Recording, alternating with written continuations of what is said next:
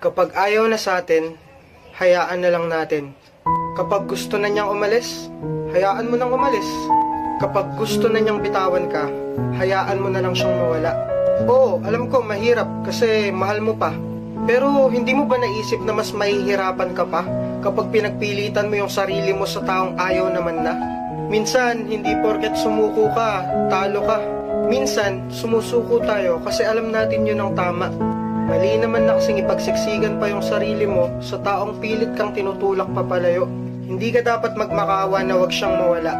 Kasi unang-una, kung talagang mahal ka niyan, hindi niya gagawing solusyon ang hiwalayan. Kaya ikaw, kung alam mong isa mo na lang lumalaban para sa relasyong akala mo'y walang hangganan, kung alam mong ikaw na lang yung nagmamahal sa inyong dalawa, huwag mo nang hayaan yung sarili mo na magmukha pang tanga. Yung sakit na nararamdaman mo, ngayon lang yan. Kasi darating din naman yung punto na kung saan isang araw gigising ka na lang nang wala nang nararamdaman para sa taong akala mo dati hindi mo kayang mawala. Kaya kung ayaw na niya, sumuko ka na. Hayaan mo na lang siyang sumaya sa paraang masasaktan ka ng sobra. At ngayon